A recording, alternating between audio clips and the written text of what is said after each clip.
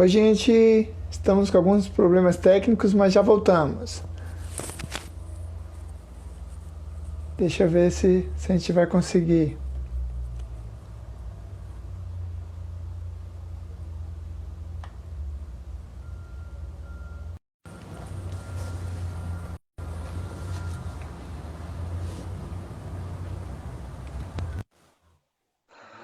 Oiê! Sem imagem de novo. Ai, Adilson. Por que será, Beth? Eu não sei. Eu acho que eu vou ter que trocar de celular. Espera um pouquinho. Eu vou tentar. Me empresta seu celular. Eu vou tentar falar com você. Oh, meu Deus. Eu vou tentar falar com você de outro celular, tá? Ah, Não sei. Vai ver que é meu celular que está com problema. Eu moro no meio do mato, sabe? E também a internet aqui está sobrecarregada. E entendi. ontem eu precisei fazer de outro celular. Talvez o meu celular esteja com problema, não seja só a internet. Eu vou pegar o celular da minha filha. Aceita aí o convite de Tarsila, tá bom? Tá bom, Ela está trazendo o celular para mim. então eu vou te remover. Ó, tá bom. Tá?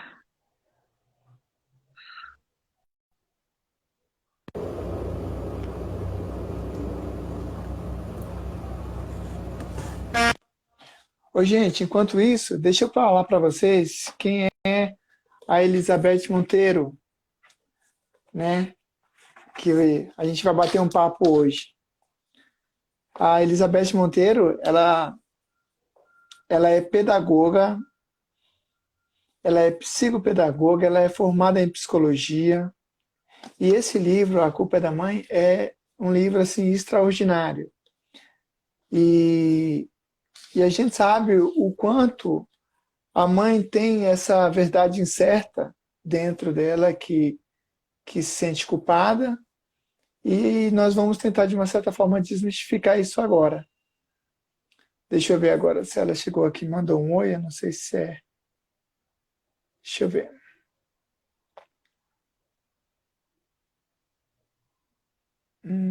Deixa eu ver. Eu não lembro qual é o nome da pessoa que ela falou que ia. Tá.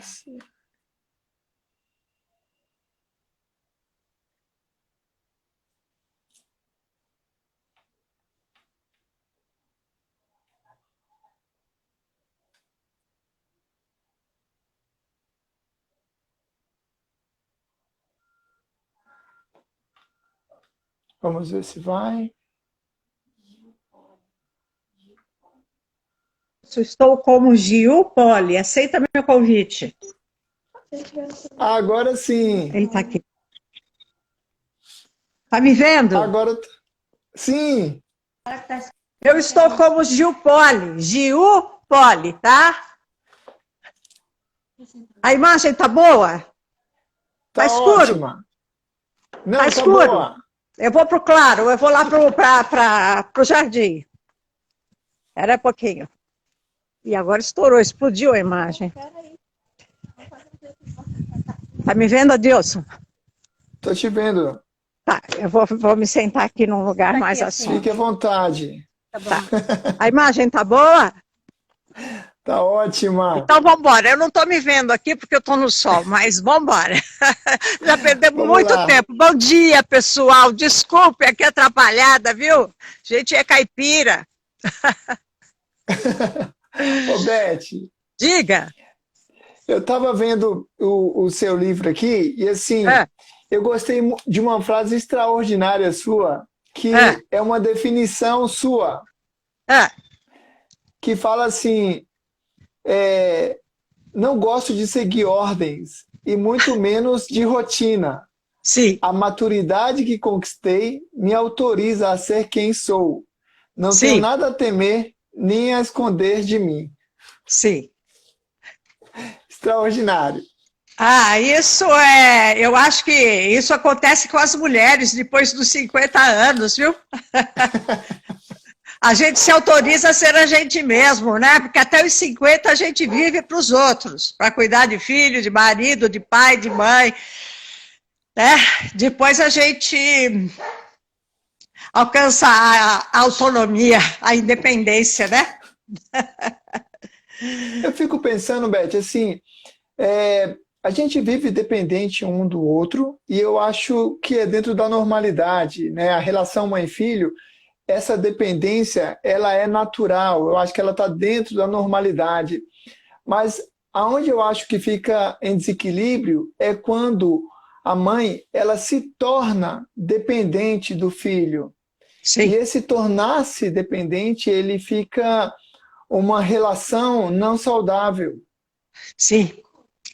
Porque o filho precisa ter vida própria, precisa se individuar.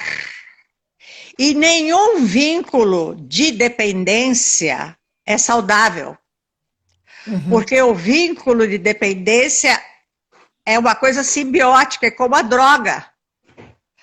Você passa a precisar do outro ou da droga para existir. E isso não é bom, porque também é destrutivo para o outro, né? Teve um caso, Aumenta o som aqui, gente. que eu atendi, né, que fez agora você lembrar desse caso de dependência, que a, a mãe, ela tinha duas crianças, dois filhos. Um tinha autismo e o outro não tinha. E aí, o que não tinha autismo chegou para a mãe e perguntou para ela aonde é que ele pegava autismo. Porque ele queria ter aquilo que o irmão tinha, porque ele queria ser amado tanto quanto o irmão dele que tinha autismo. Pois é, né? E o que não tinha, e o que tinha autismo, ele era super funcional, ele queria morar fora do país. Ele falava inglês super bem, e ele falava para a mãe, olha, eu quero ter uma experiência em outro país, em outros lugares, eu quero atravessar a fronteira. E a mãe falava que ele não podia porque ele tinha autismo. Então ela falava assim, filho, olha, você não pode sair, né, assim, de perto da mamãe, porque o mundo lá fora é muito perigoso. É, Então é como se ela criasse um útero fora dela, onde essa criança vivia para ela, por ela e para ela o tempo inteiro. exatamente, né? Ela se apossou do filho, né? E tem uma coisa, né, que a gente vê, Adilson, em crianças com deficiência, com autismo, ou mesmo dificuldades. Muitas mães transformam a dificuldade numa incapacidade. Não tem nada a ver. Ele é autista, ele tem uma deficiência, ele tem uma dificuldade, mas não é um incapaz. A gente não pode transformar os filhos em pessoas incapazes. Até mães superprotetoras são assim também. Transformam os seus filhos em pessoas incapazes. Tem mães que se acham tão poderosas e tão impotentes que até tiram o pai da relação e depois se queixam que o pai não ajuda. Elas falam, não, o pai às vezes quer ajudar, quer ficar com a criança, e eu pergunto, por que você não deixa? Ele quer te ajudar. Ah, ele não faz tão bem quanto eu. Né? Ele não sabe fazer, ele faz tudo errado. Deixa o pai ser pai. Deixa o pai fazer do jeito dele. Né? Mas não, existem mulheres que são mães muito poderosas. A gente não pode ser esse tipo de mãe. Esse tipo de mãe é prejudicial ao filho. Me parece, nesse processo de gestação, né, quando a criança, seja ela com deficiência ou não, ela chega ao lar, há, uma, há algumas mudanças de personificação dessa família. Né? Então eu vejo que muitas das vezes o marido ele não tem uma relação, mais com a mulher que ele tinha, mais com a mãe que ela se tornou. Exato. E aí, quando ele só se relaciona com essa mãe, parece que ele não tem essa relação de marido e mulher mais. Sim. E o que eu percebo é que muitas das vezes esse marido, quando ele sai nessa posição dele, ele se coloca quase que numa posição de filho mais velho da mãe. É. Porque a mãe, ela passa a cuidar do filho, ela passa a cuidar do marido, só que muitas das vezes o marido ele dá mais trabalho do que os filhos. Sim. Então, e pode ser justamente porque ele não se coloca nessa posição de pai, de autoridade, Sim. de cuidar do filho, de cuidar da mãe. Parece que quando você tira o pai desse cuidado da relação, Sim. é como se ela achasse, olha, você não pode ser quem você é, então se torne meu filho para que eu possa cuidar tão bem de você quanto eu cuido dele, porque você não é capaz. Mas exatamente. Nada, pode falar, é o outro telefone tocando. Então, desculpa, eu fico pensando, né, nós temos algumas verdades incertas na nossa mente. Né, algumas verdades que a gente carrega, porque a mãe já tem essa coisa de autocobrança. Eu falo que toda mãe tem uma mãe dentro dela. Sim. Então, isso faz com que ela faça cada vez com muita determinação, com muita força. A mãe, ela está sempre dando, ela está sempre entregando, ela está sempre compartilhando. E ela não sabe fazer nada pela metade. Tudo que ela se propõe a fazer, ela faz da melhor forma. Mas parece que também há uma sobrecarga sobre ela. Sim. Porque como ela começa a fazer tudo e exercer todas as funções, todos os papéis, parece que as pessoas vão se distanciando. Mas é claro, Adilson, ela precisa se sentir importante. Ela precisa ser reconhecida. Então ela vai assumindo tudo. Depois, ela se queixa que ela não dá conta de nada e que ninguém sabe fazer nada. Esse tipo de mãe é um tipo de mãe que é assim, né? Ela não deixa o filho crescer, ela não deixa o marido crescer. Justamente eles não fazem porque sabem que ela vai fazer. E porque sabem também que ela vai dizer que não está bem feito como ela faz. Então, ela acaba tendo este lado super poderoso e tendo um lado vítima. Eu faço tudo por ninguém, ninguém faz nada para mim, entendeu? Essa cobrança de mãe, aquele velho chavão, o que uma mãe faz por 100 filhos não fazem por uma mãe. É horrível ter uma mãe vítima. Os filhos se sentem culpados, cobrados, pressionados. E assim também como é horrível ter uma mãe culpada, né? Como diz o meu livro. Uma mãe que sente culpa por não poder estar em casa ou por dar uma bronca. Uma mãe que sente muita culpa porque não é a mãe perfeita, também não consegue educar. Porque ela não consegue dar limites com firmeza. E sempre vem aquela culpa, eu sou errada, meu filho é assim por minha culpa. Não é assim por sua culpa. Né? O filho é filho de mãe, é de pai, é produto de escola, de sociedade, de ambiente, não é só por causa da mãe. Me parece que a mãe, o estado de humor dela está muito ligado com o estado de humor do filho.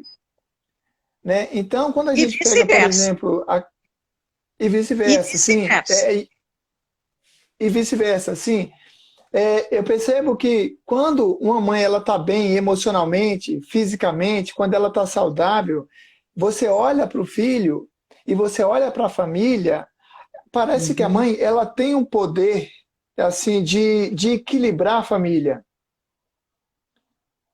Quando eu fico olhando hoje uma mãe, né, exercendo esse papel com autoridade, respeitando a hierarquia dentro do lar, a harmonia, como tem fluidez naquilo que ela faz. E como aqueles... eu tenho uma frase uma frase que eu penso assim: quando você faz com que uma mãe se torne independente, você faz com que a família toda se torne independente também. Sim, é claro, porque a mãe tem um poder muito forte na psique dos filhos, principalmente das filhas. Toda menina, toda filha se vê imitando aquilo que condenava em sua mãe. Né? Imitando ou falando, eu não vou fazer o que a minha mãe fazia. Mas a gente se vê repetindo, mesmo não querendo. Então, a gente não pode, a gente, sabe, Adilson, as mulheres ficam buscando modelos em outras mães. E a melhor maneira de ser mãe é ser a mãe que você pode ser. Não busque modelos em outras mães. Se uma mãe deixa o filho lá usar, um exemplo, o celular o tempo todo e você não concorda, confie nos seus valores. Eu não concordo. Mas todo mundo faz. E a velha resposta, você não é todo mundo. Não, todo mundo faz, mas eu não concordo, tá? Quando você tiver a idade para mexer nisso, você vai mexer. É assim, nós mães temos que olhar para os nossos valores, para os nossos sentimentos, para criar os nossos filhos. Não se baseie em modelos externos. Já é tão difícil ser o que você é, imagine ser o que você não é. E aquilo que você está falando, a mãe, ela é o equilíbrio da casa. Se a mãe está feliz, se a mãe está bem, os filhos estão. Agora, se a mãe está desequilibrada, nervosa, cansada, estressada, a família toda fica ruim. Então, nenhum filho precisa de mãe perfeita, precisa de mãe feliz. Assim, eu vejo que eu atendo, é difícil elas terem um solo, elas terem um lugar que aceite as tristezas delas, que aceite a raiva, que aceite o medo, que aceite as incertezas da mãe. Então, muitas delas não têm lugar, um solo que ela possa ter expressão das suas emoções. Sim, sim, então, é verdade. E eu vejo que a casa é o lugar que você tem que ter o direito de ser quem você é. Sim, sim. Porque parece que quando ela sai para fora, a mãe, ela compara muito ela com a outra mãe, o Sim. filho dela com o outro filho, e isso acaba roubando a felicidade delas. Sim. Essa comparação, geralmente, até sempre é para pior, né? Ela é melhor do que eu. Fulano, ela educa, o filho dela é melhor que eu. E essa comparação gera também uma competição entre as mães, para quem é a melhor mãe, quem tem o melhor filho, como se o filho fosse um troféu a ser exibido. Gente, vamos cortar com isso, vai? Vamos nos permitir ser a gente, assumir aquilo que a gente pensa, assumir aquilo que a gente sente, e todo filho precisa saber também que a mãe tem horas que não está para brincadeira. A mãe precisa falar para o filho, olha, eu estou com raiva. Isso que você fez me dá muita raiva, eu não gosto disso. Não é você me dá raiva, eu não gosto de você. Eu não gosto quando você faz isso. Eu fico com raiva, eu fico triste. A mãe também precisa mostrar o que sente, mas tomando o cuidado de apontar que o que ela sente é gerado pelo comportamento do filho e não pelo filho, tá? Para não colocar em dúvida. Para não colocar em dúvida o amor que ela tem pelo filho. Porque eu vejo assim que hoje, a mãe que ela é autêntica é aquela mãe que ela entende a perfeição dela apreciando as suas imperfeições. Claro. Lógico. Sabe? Então, hoje, muitas mães, elas não se aceitam, têm dificuldade de se aceitar se elas não forem boas o tempo todo e toda hora. Exato. Sabe? As mães, elas têm que ser a lavadeira, a passadeira, a terapeuta. Ela acaba lavando, passando, cozinhando. Ela acaba exercendo e ocupando várias funções dentro da casa. Então, ela ocupa o espaço do marido, ela ocupa o espaço lá da terapia. Essa mãe, ela acaba exercendo vários papéis e chega um momento que ela já não tem mais energia e força para continuar. Exatamente. Principalmente, Adilson, quando ela não separa esses papéis. Quando ela mistura, quer fazer tudo ao mesmo tempo. Quando ela quer cozinhar, dar banho no filho, cuidar do trabalho no computador, atender o telefone da mãe, principalmente quando ela mistura esses papéis. O que estressa, em geral, as mulheres, né, porque as mulheres têm múltiplos papéis na sociedade, mais do que os homens. A gente não pode desempenhar esses papéis ao mesmo tempo. O segredo da harmonia é a mãe equilibrar esses papéis e saber dar prioridade. Na hora que você está com o feijão queimando e o filho se jogando da janela e perdendo o seu trabalho no computador, você vai ter que saber o que é prioridade naquele momento. Se é salvar o filho, apagar o fogo ou salvar o trabalho. Então, o grande sucesso da gente saber lidar com os nossos papéis é a gente priorizar. Né? Na hora, por exemplo, muita mãe faz home office.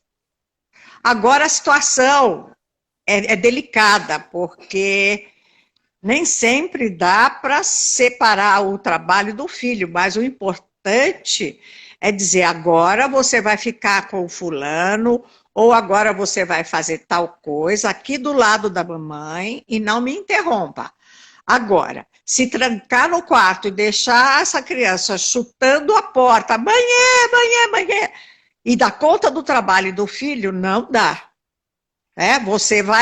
Ela vai ser a primeira a ficar maluca e vai deixar todos malucos. Então, você tem que se organizar para esse home office, para esse trabalho. Você tem que priorizar. Filhinho, agora eu vou cozinhar, agora você vai fazer tal coisa. Ou então, deixa a criança com o pai ou outro adulto que estiver na casa. Não dá para fazer mais de uma coisa ao mesmo tempo, porque a criança, se a gente deixar, ela toma conta da gente o tempo todo, ela requisita a mãe o tempo todo. Então, se você não der uma criança, para a oportunidade dessa criança fazer uma coisa gostosa, direcionar o trabalho, uma brincadeira, para que você possa ficar em paz, vai dar briga, vai ser um estresse diário. Teve uma mãe que eu estava atendendo e ela falou que ela se identificava muito com o povo, porque tem aqueles 16 braços, né? E o que eu percebo? A gente tem uma cultura também que o homem acha que ele está sempre ajudando a mulher. Ele não entende muitas das vezes que tem que compartilhar. É função tanto da mãe quanto do marido, né? Tá ali compartilhando os afazeres e os deveres da casa. Lógico. Porque o que acontece é que muitas vezes a mãe fica dando conta de tudo, e quando ela não dá conta, aquelas pessoas que estão olhando a culpa por não ter feito aquilo que ele deveria fazer. Sim. Então, quando eu sempre falo, quando chega o diagnóstico, por exemplo, de uma criança com deficiência numa família, eu sempre faço um diagnóstico da família que não era deficiente até então. Claro. Os primeiros sintomas são o distanciamento daquela família que tem um filho com deficiência. Ele não recebe mais convites para passeios, para festas, para aniversário. Então, aquela família que tem a criança com a deficiência, ela acaba se isolando, porque as pessoas acabam se distanciando deles, como se eles tivessem tido uma criança do outro mundo, que eles não sabem se relacionar, que eles Uhum. não sabem buscar conhecer, causa uma certa estranheza. Uhum. E que eu falo que essa estranheza não é preconceito, é até é uma normalidade, porque você não conhece, tudo que você não conhece é estranho. Claro. Mas quando você vai se aproximando, essa estranheza, ela tende a desaparecer porque nunca foi estranho. Você Sim. que era ignorante, você que era desprovido do conhecimento, de discernimento. A grande Então, importância da inclusão está nisso, né? mas o que parece é que quando a pessoa pensa que ele vai abrir a cabeça, ele pensa que o cérebro vai cair. Aham. Então, ele não parece que agregar conhecimento é um tipo de violência. Então, ou você pensa do jeito que eu penso, ou limite-se à sua insignificância. É, é. Então, isso eu acho que a nossa cultura ela tem que alargar um pouco a sua visão de conhecimento em relação à subjetividade do ser humano. Uhum. Como ele pensa, age e se comporta dentro dessa cultura que ele tem. É lógico. Então, eu acho que a família brasileira hoje ela tem que entender que nós estamos em transformação e nós mudamos todos os dias, não sabemos quem somos, porque eu já não sou o mesmo que eu fui ontem e você Sim. é diferente da pessoa que possivelmente eu vou ser amanhã. E o importante é reconhecer isso e se atualizar, né? Porque tem pessoas que percebem isso e falam, não, eu penso desse jeito e não vou mudar nunca. As pessoas que não têm proposta de mudança não evoluem, não se integram na sociedade. Eu sempre digo que uma criança precisa de pais sábios e de pais atualizados, porque a melhor aprendizagem é essa que acontece dentro de casa, com pais sábios. E É, hoje a gente não precisa nem comprar livro, né? Tudo está na internet. Então não às vezes é comodismo. Eles preferem assistir um Big Brother do que ouvir uma palestra, muitas vezes, na internet, do que ler sobre o filho na internet, né? Do que estudar. A gente não pode, a gente tem que estudar a vida toda para poder ajudar esse filho. eu vejo assim que, por exemplo, nesse momento de pandemia, a instituição familiar ela está funcionando, pelo menos as mães que eu atendo, ela tenta fazer os afazeres e os deveres da casa, só que ela queria, por exemplo, que muitas das vezes o parceiro dela tivesse uma relação com o filho, sem celular, sem televisão, sabe? Essa conexão, sabe? Uhum. Ela queria, a mãe, ela aprecia ver o pai e o filho brincando. Sim. Inclusive, ela se sente até mais empoderada para fazer o que ela faz, para continuar fazendo o que ela faz. Quando ela vê essa relação pai e filho, o engajamento, essa sincronicidade, essa harmonia, essa troca, esse afeto recíproco, a mãe, ela ganha vida, ela ganha poder, sabe? Ela faz as coisas com disposição, mas parece que muitas das vezes o cônjuge fica na televisão mudando de controle, de canal, sabe? Falando, olha, não faça barulho, saia da minha frente. Sim. As crianças ficam, de uma certa forma, querendo chamar a atenção e É, parece que a criança que é insuportável, e a mulher fica vendo, a mãe fica vendo isso e causa uma angústia, um sim. sofrimento psíquico que ela tem vontade de explodir, de sair É. correndo da casa. Devido a essa questão, Adilson, assim que eu escrevi A Culpa é da Mãe, eu escrevi, cadê o pai dessa criança? Né? Porque se a culpa é da mãe, cadê o pai dessa criança? Escrevi esse livro porque, assim, hoje a sociedade exige pais participativos, colaborativos. A função paterna, quando o homem ajuda a mulher, ou quando o homem brinca com seu filho, ele não está fazendo favor para ninguém. É função dele. Exato. Ele está fazendo vínculo paterno com o filho, e o vínculo se dá nos cuidados. No dar um banho no filho, no dar uma comida, no fazer uma comida, no brincar, no fazer a lição, ir a uma reunião escolar, levar ao médico. Todas as funções maternas têm que ser divididas com o pai. E a mulher não tem nem que agradecer porque o marido ajuda, ele está sendo pai. E hoje as Exato. pesquisas mostram que crianças que têm um pai presente, colaborativo, tornam-se mais sociáveis e mais inteligentes. Né? Exato, Porque as exato. brincadeiras corporais do pai, o raciocínio prático do homem, ele desenvolve também a inteligência, a parte cognitiva da criança. Então, nada justifica ser um pai ausente ou ser um mau pai. É melhor a criança não ter pai, porque ele faleceu, do que ter um pai ausente. Porque ela cria expectativas. Ela fica sonhando com o momento de ter esse pai com ela. Então, se você fica com teu filho e preso na televisão, você já está a quilômetros de distância. Você pode se considerar um pai ausente, tá? Porque estar com o filho é cuidar e é interagir. Não é dar um celular, não é dar um controle remoto, e não é ficar no mesmo ambiente sem se falarem. Porque eu vejo que, eu falo que quando a culpa é da mãe, é porque não tinha mais nenhuma outra pessoa presente para ser culpada. Pois é. Né? Então, assim, ela é culpada por fazer e por não fazer, por ser e estar. Certo. Então, é muito difícil quando não se tem uma parceria, né? Quando você olha para o lado e não tem ninguém para contar. Sabe? Diga. E isso eu acho que é muito doloroso, porque quando você está num processo árduo e você olha para o lado e você vê alguém, isso é um poder inimaginável. Sabe, você perdido e achar alguém que esteja perdido causa um alívio assim, surreal. Estou vendo aqui um comentário, né, de uma mãe falando, o pai...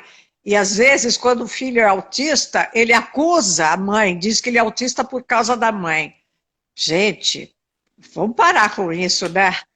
Tem pai que tem essa mania, assim, os problemas a mãe que criou, né? E ele não, ele é a parte perfeita da história. Os homens ainda precisam evoluir um pouco, né? Apesar de termos pais maravilhosos, e às vezes mães horrorosas, né? Mas se eles soubessem da importância deles na criação dos filhos, eu tenho certeza que eles seriam mais empenhados, né? Tem uma frase que eu gosto que diz assim, eu não sei quem é um autor desconhecido, que diz que nós temos uma mente demente que mente constantemente e veementemente para nós. Boa. Sabe? Então, é muito difícil, porque quando um pai não aceita o filho, é como ele não aceita o pai que ele é. Por isso a negação do filho. Sim. Sabe? E o pai, muitas das vezes, ele não consegue se expressar em palavras, ele não consegue se abrir. Né? Eu trabalho muito com as mães e a gente faz roda de conversa, e a mãe chora, e a mãe dá risada, e a mãe participa. A mãe, ela está sempre buscando, de uma certa forma, se desenvolver como pessoa, como mãe, como mulher, como profissional. Sabe, ela está sempre em movimento. E parece que o homem ele já tem mais resistência para expressar suas emoções e seus sentimentos. Isso é verdade, Adilson, até devido à criação, né? Até pouco tempo atrás, até pouquíssimo tempo, e ainda existe no dia de hoje, aqueles meninos criados para serem o macho alfa, né? Então, menino não pode brincar de casinha, a mulher aprende a ser mãe brincando de casinha, brincando de boneca. O menino não pode.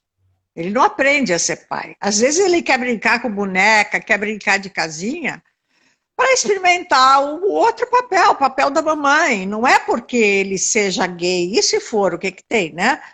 Mas a educação dos meninos é muito rígida. Menino não chora, homem não chora, né? Isso está mudando. Até pouco tempo atrás, o papel do homem foi só o do provedor. Ele tinha que sair para trabalhar, botar o dinheiro em casa. Enquanto a mulher fazia todo o resto, inclusive trabalhava fora, muitas vezes. Então, eu acho que é por isso. Eu acho que é por isso que quando o homem, quando ele chega em casa e ele dá as coisas que precisa, coloca a comida na mesa, ele acha que é tudo que ele precisava exato, fazer. Exato. Eu já saio para trabalhar, às vezes até o homem critica a mulher, você não faz nada. Você não trabalha, você não faz nada. Ele não sabe o que ela rala o dia inteiro, né?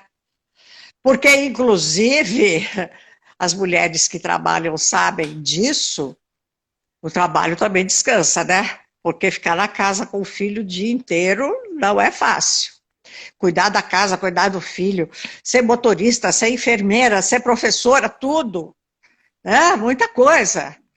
Então, de certa forma, a mulher que trabalha fora, ela, embora ela se canse, é outro tipo de cansaço. Não, e não recebe férias, não recebe pagamento no final do mês, Não não é recebe muito obrigado. Exato. Não É é a última a comer, é Está a última a sempre colocar o prato. errada. É a mãe dela que critica, é a sogra dela que critica. É uma. Nossa Senhora, é uma heroína. Não, Aí, então, Beth, como é que pode isso? Porque você imagina, além dela fazer tudo isso, ao distanciamento social das pessoas. Essa mãe não tem tempo para as amigas, elas não têm tempo de ir para uma festa. é, Quando a mãe ela sai para ela se divertir, a primeira coisa que as pessoas perguntam é: cadê o seu filho? Como você deixou ele com quem? Então ela se sente constrangida por estar onde estão. é isso mesmo, Adilson. E quando elas não querem saber de transar com o marido porque estão exaustas e o marido chega cheio de graça. É um horror! Elas até se arrepiam e ainda se sentem culpadas porque não estão com desejo. Acham que tem alguma coisa de errado com elas. Não é. Eu acho que eu sempre falo que há um aprisionamento da mulher dentro dessa mãe. É. Sabe? E aí eu trabalho para fazer, inclusive, o descarceramento dessa mãe, dessa mulher que está dentro da mãe. Porque essa mãe, essa mulher que está dentro da mãe, ela precisa se desenvolver para que todos à sua volta se desenvolvam também. Ela se torna sua mãe. O papel mais forte dela é o de mãe e o que fica lá por último é o de mulher. E ainda se sente culpada quando vai fazer uma mão, quando está cheia da família. Não se sinta culpada, é normal. Toda mãe tem vontade de jogar o filho pela janela uma vez ao dia. Isso não significa que você tenha de jogar o seu filho, mas significa que isso é normal. Não, e outra coisa, que quando uma mãe ela sai para fazer alguma coisa para ela, ela acha que ela está tirando alguma coisa do filho. É. Quando ela está tirando um tempo para ela, ela acha que esse tempo deveria ser para alguém. Esse tempo dela deveria ser para o filho, esse tempo deveria ser para o marido, esse tempo deveria ser para a mãe, e nunca esse tempo deveria ser dela. Ela se sente indigna de ter boa qualidade com ela mesma. Culpada. De se apreciar, de se cuidar. Exatamente. O que vem é culpa, né? Ai, não podia ter gasto isso comigo. Tem que gastar com você, tem que se fazer um agrado, ninguém é de ferro. Se você não gosta de você, se você não gasta com você, como é que você vai amar os outros como a ti mesmo? Exato, exato. Só que assim, Beth, tem uma coisa que o Jung fala que eu gosto muito e que ele fala que não existe ser humano desprovido de sombra, e sombra para ele é justamente aquelas partes nossas que nós não gostamos e que nós Sim. negamos. Uhum. Né? E ele fala que quanto mais você negar a sua sombra, mais ela te tem. Uhum. Então, chega ao ponto de você se tornar a sombra da sua própria sombra. Então, por as mulheres não ter essa espontaneidade ou esse lugar para ela falar, olha, eu tenho vontade de jogar meu filho pela janela, para falar, olha, eu não estou dando conta, olha, eu estou com medo, eu estou cheia de frustrações. Por não ter esse lugar que ela possa se despojar, ela acaba pedrificando as suas Claro. emoções, é como se ela pedrificasse as próprias lágrimas dela. Aham. É Então, lógico. isso é muito doloroso. Isso, para mim, o Jung tem uma frase que ele diz assim que eu não sou o que me acontece, eu sou aquilo que escolho me tornar. Sim. Sabe? Então, muitas vezes, ela acha que ela é aquilo que ela faz. Não, não. E muitas ainda se amam a partir da utilidade que tem para o filho, para o marido, para os deveres e os afazeres. É. É o conceito de identidade que se cria, né? Então, a sombra é aquela parte da identidade que a religião, que o superego, que a gente não... que dizem que é feio. Todo mundo tem o seu lado invejoso, mas joga para a sombra. Não, eu não tenho inveja. Né? Todo mundo tem o seu lado egoísta. Ah, mas é feio ser egoísta. Não é feio ser egoísta, não. Nenhuma dessas características são negativas, desde que bem usadas, canalizadas. Tem horas que a gente precisa da inveja, sim, para crescer. Precisa ter ambição para crescer. Precisa sentir raiva. Desde que não seja para destruir o outro, mas para você mudar uma situação que você não gosta. A gente tem que usar essa parte da nossa personalidade, da nossa identidade. Só que, não, eu não sou assim, eu não tenho raiva, eu sou caridosa. Mas não, nós não somos santos. Nós temos este lado que dizem ser negativa, mas não são negativos. Esse lado não é negativo, né? Fazendo assim uma imagem, você falou da sombra, a gente tem que se lembrar que todo o sol produz sombra. E que às vezes a gente precisa conhecer a noite, né? Então esse lado escuro, esse lado que a gente não gosta, que a gente teme. Somos nós, está tudo dentro da gente. Então a gente não pode ficar criando esses conceitos de identidade, se idealizando. Eu sou boa, eu sou isso, eu sou isso. Mas tudo isso, mas também tem outras coisas, pronto, e põe dentro de você. Porque parece que o amor, ele é desprovido de ódio. Né? E ele tem paz tanto que na relação do filho com a mãe, ele ama a mãe, mas no outro dia ele tem ódio e ele volta a amar, e a mãe também há essa reciprocidade de emoções e sentimentos. A gente tem que admitir que naquele momento você está com uma raiva imensa, está odiando alguém, está com raiva, né? Isso é a humanidade é essa. Agora, isso só passa a ser negativo quando aquele ódio é usado para destruir o outro. Né? O importante é você reconhecer o que você sente e ter controle sobre isso. Ô, Beth, agora no início você falou que parece que depois dos 50 você ganha uma maturidade, parece que há um alargamento da consciência. E por que a gente não começa isso de quando nós estamos ainda na juventude? Né? Por que esse aprisionamento do julgamento alheio, né? Medo da fala do outro, do pensamento do outro, dos conceitos e das verdades incertas do outro? Só que eu vejo quando chega, né, uma mulher que já está nas fases aí dos 50 anos, ela já não liga tanto para essa falácia alheia. Parece que ela já tem uma maturidade o suficiente para ela não se imbecilizar com a imbecilidade do outro. Sim, mas Como... isso é fato. Isso é fato. Por que que o jovem não é assim? Porque o jovem não tem experiências de vida suficiente, gratificantes, ou não tem experiências de vida para que ele crie segurança, confiança em si, para que ele desenvolva a autoestima. Ele está em processo de desenvolvimento.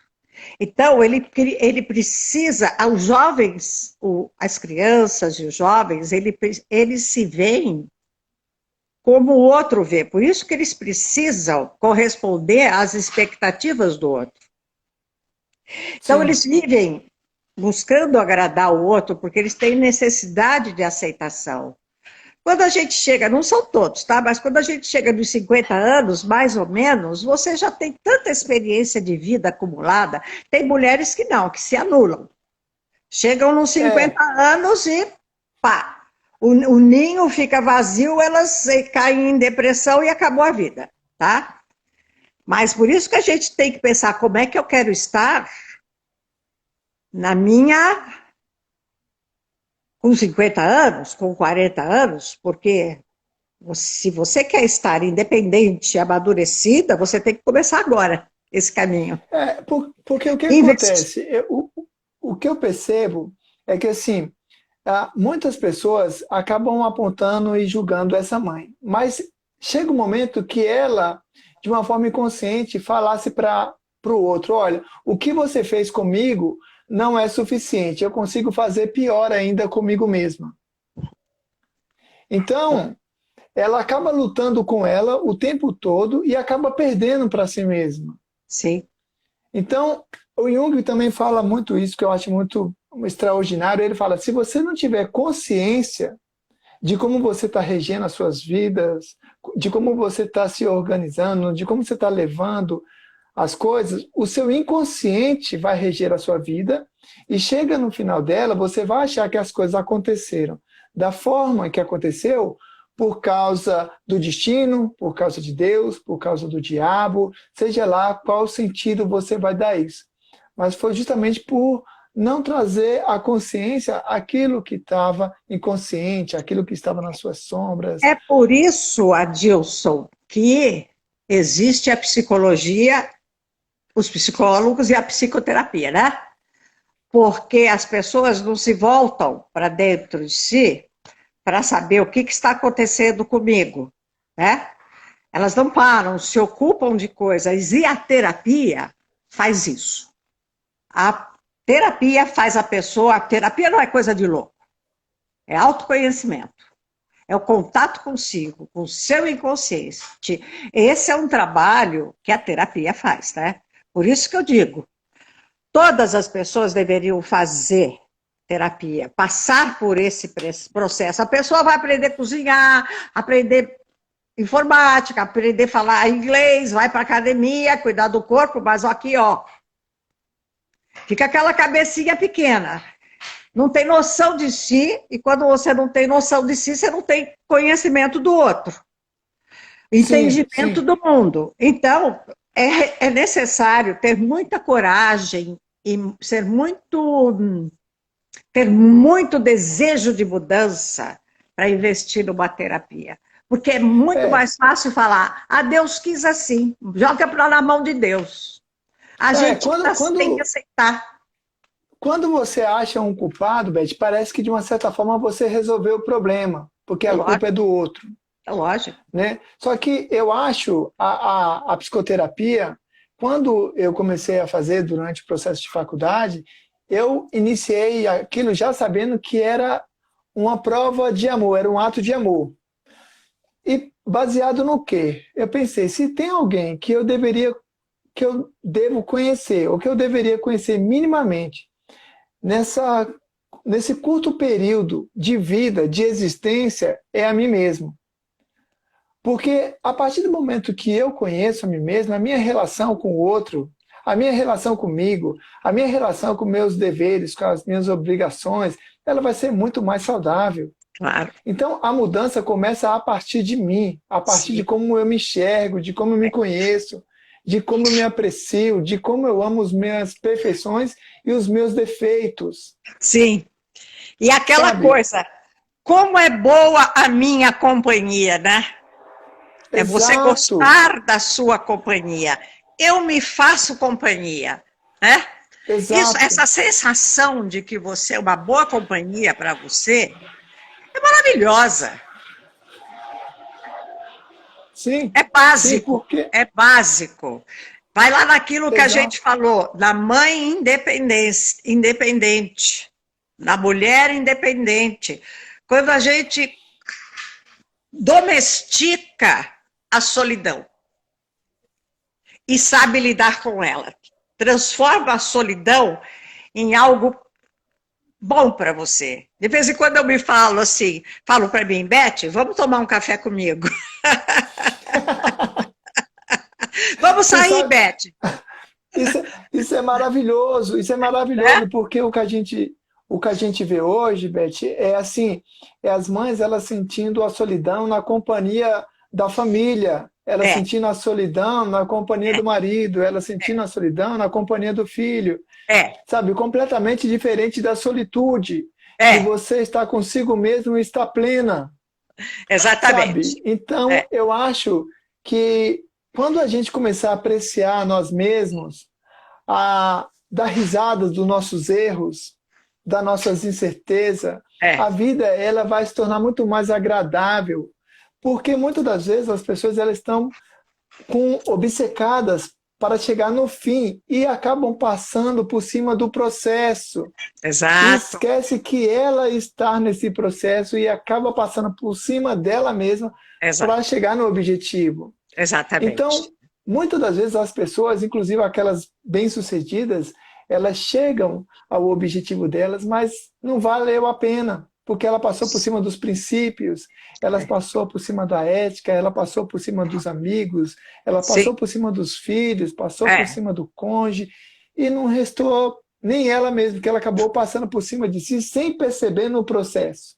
Exato. Eu comparo isso assim, é como você tomar um sorvete de morango pensando no sorvete de chocolate, você não sentiu o sorvete de morango, você não sentiu o sabor, fica um vazio, né? Então, é o tipo da pessoa que está sempre vazia, porque passa pelas experiências, mas não introjeta, não processa o que viveu, né? Isso não é viver, não é assimilar, não está assimilando nada, né? Então, a gente sabe, Adilson, o que fica dentro da gente são as memórias, e as memórias só se formam através das emoções. Uhum. A gente memoriza aquilo, introjeta aquilo que causou muita emoção, né? Então, quando você passa pela vida sem viver os momentos, sem assimilar, você não viveu, você só virou uma página, você não leu essa página. Exato, exato. A importância do processo, ela tem que ser riquíssima, porque eu fico olhando, sabe, as pessoas, elas estão vazias, mas elas não sentem o prazer na sua própria companhia. Estou vendo um comentário aqui, que de vez em quando a pessoa se vê no espelho e se acha bonita. Tem uma outra aqui comentando que de vez em quando toca violão e canta para ela. É isso mesmo. Exato, exato, exato. Estão te perguntando aqui se essa live vai ser gravada. Vai, eu vou deixar salva. Eu vou deixar salva e eu vou deixar aqui no Instagram e eu vou ver se eu vou salvo e coloco no YouTube também. Tá. Então, olha aí, pessoal, vocês já tiveram a resposta, tá? Então, olha, Beth, eu fico assim, deslumbrado assim, com a sua alegria, né? Até com seus posts, assim, eu falo, poxa, que bacana, porque acaba gerando vida em quem te acompanha. Que bom, que né? bom. E isso é extraordinário, porque você está exalando aquilo também que está dentro de você, né? Eu realmente eu não consigo eu não consigo não ser eu. É Né? maravilhoso. Obrigada, Dilson. Eu acho que quando a gente não sabe ser outra coisa a não ser nós mesmos, a gente aprende a nos amar, porque a gente não tem opção. Não, não tem opção. Sabe? Ou você então, se aceita e faz as pazes, né? Exato. Você se aceita e faz as pazes consigo mesmo e se ama nas imperfeições, com Sim. os erros, com acertos, com as possibilidades e as impossibilidades. E às vezes Sabe, aquilo que a gente... Fala. Eu acho que a gente está vivendo em um mundo que está cada vez mais baixa a humanidade do ser humano. Sabe? E assim, e não é no Brasil. Quando eu enxergo no mundo o que está acontecendo, sabe, eu vejo que falta mais humanidade, falta mais afeto, falta mais compreensão, falta mais uma escuta apreciativa, sabe? Falta eu me conectar com a Beth. E assim, eu não te conhecia assim, pessoalmente, assim, por conversar com você, nunca tive a oportunidade, mas eu te fiz o convite e você amigavelmente aceitou. Eu me senti muito honrado, me senti muito privilegiado. E eu acho que falta isso no ser humano. Olha, eu não te conheço, mas eu posso tomar um café com você. Eu não te conheço, mas eu posso bater um papo com você. E no final, você e eu e a nossa comunidade sai mais rica, sai melhor, sai com novos insights, sai com novas percepções. Exatamente. Exalando vida pelos poros. Eu cresço com você, você cresce comigo e todas as pessoas que estão aqui, inclusive tenho visto, estou lendo os comentários, né? O quanto está sendo gratificante para elas e para a gente saber, assim, é muito importante a gente teve a oportunidade, a gente recebeu de presente a vida. Eu acho que não faz sentido viver como uma carta, né, que vai pelo correio, como uma mensagem que vai para a internet. Viver sem envolvimento não faz sentido.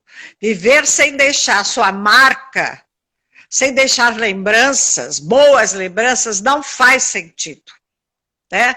Então, para mim, vida é isso, é envolvimento. E quando você falou que eu aceitei o seu convite, eu digo que eu não sou mulher de dizer não, viu, Adilson? Eu sou uma mulher fácil. Eu não digo não. Eu vou viver a experiência. Depois eu vou dizer se foi bom ou não, mas eu não digo não. Que liberdade linda! Isso é liberdade linda, isso é prazer, isso é gozo de viver. Sabe, eu acho que está faltando mais essa liberdade, essa espontaneidade no mundo. Perder o medo de ser você, perder o medo de ser você. Perder o medo de sentir medo. Maravilha. Olha, gratidão. Vai acabar a nossa live, mas eu me senti muito privilegiado. Sabe, falar com você me afetou de uma forma muito rica, assim, e eu estou muito privilegiado por ter falado e ter feito essa live com você, de verdade. Obrigada, eu também sinto a mesma coisa, viu? Gente querida, um grande beijo, tá? Um beijo imenso a vocês e força da peruca, hein? Segura a pemba, vai passar. Tchau. Beijão, beijão. Tchau, tchau. Tchau, tchau.